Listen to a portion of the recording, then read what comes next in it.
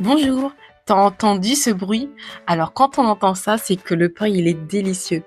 Ici, on va préparer un pain cocotte à fermentation lente. Écoute, je te laisse retrouver la liste complète des ingrédients en description. Allez, viens, je t'emmène en cuisine avec moi.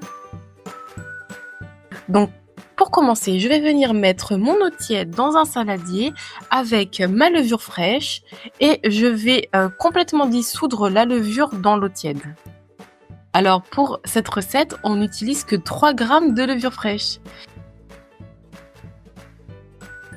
Alors je viens ajouter donc ma farine, mon sel et je vais lancer le programme pétrissage. Oups, j'ai oublié un petit peu de miel.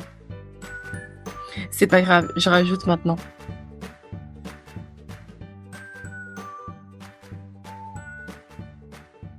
Allez, on lance le programme pétrissage. Très bien. Alors là, le programme pétrissage est terminé. J'attends un petit peu et je vais lancer le deuxième programme pétrissage.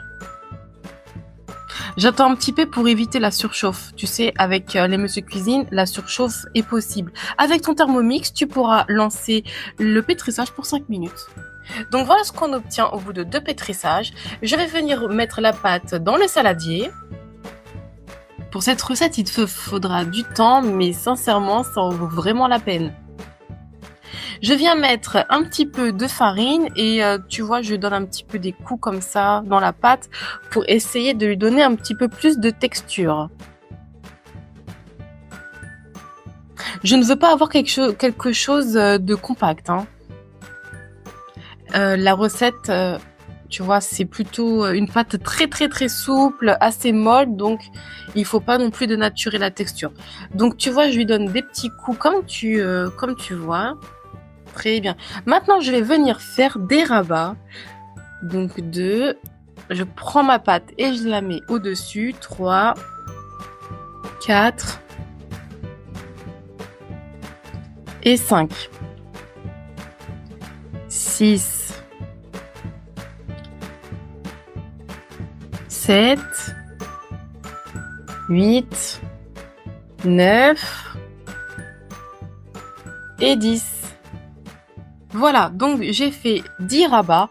Je mets un petit peu de farine et je vais laisser gonfler 1h30 à température ambiante. Très bien, donc 1h30 vient de s'écouler. La pâte a commencé à bien gonfler. Donc je viens faire des rabats, tu vois, allez, 1, délicatement pour ne pas faire sortir l'air de la pâte.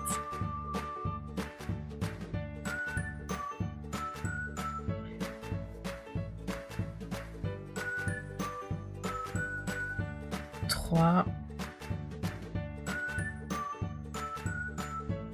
4,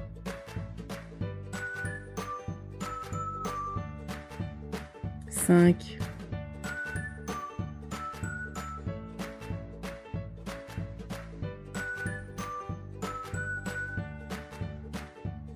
7, 8.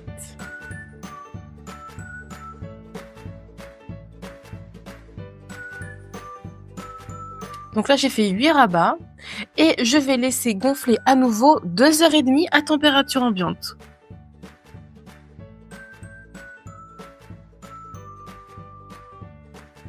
Donc au bout de 2h30, voilà ce que j'obtiens. Donc la pâte a bien gonflé et dis-toi qu'il n'y a que 3 grammes de levure. 3 grammes et ça monte très bien. Je viens mettre de la farine sur mon plan de travail.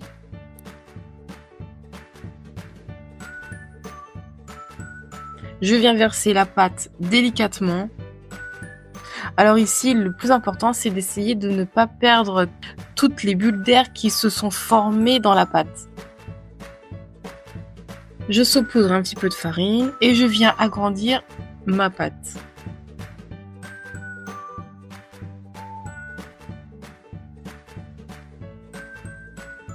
Alors là, on va la plier et c'est ça qui va nous permettre d'avoir de belles alvéoles. Donc, je la plie en 2.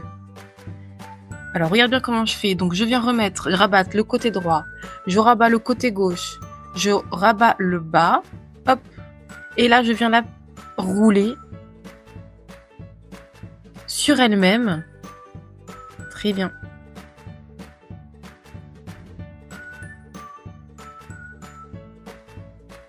Hop. Je lui donne une forme ronde. S'il y a des endroits à souder, donc je n'hésite pas à souder la pâte. Donc là, tu vois, je l'ai retournée et je viens souder le dessous.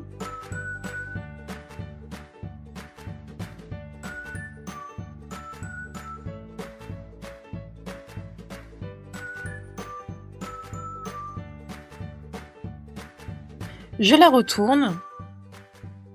Alors tout ça délicatement, le plus délicatement possible, hein. Je vais venir la mettre sur un papier sulfurisé, papier cuisson.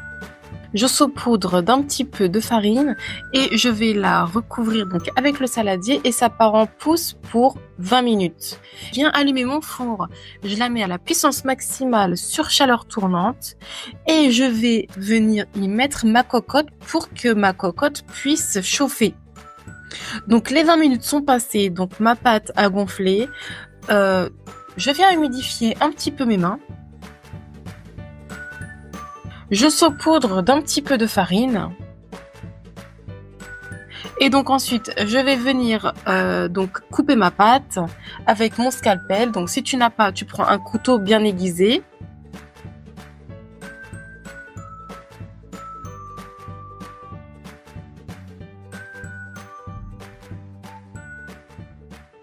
Je viens récupérer du four ma cocotte qui aura chauffé pendant 20 minutes. Donc elle est brûlante, faut faire attention à ne pas se brûler.